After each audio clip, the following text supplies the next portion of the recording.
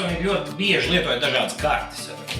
Varbūt ne tik daudz, lai atrastu kādu konkrētu vietu, bet lai norēķinātos. Piemēram, kredītkartes un tā tālāk, arī klientu kartes.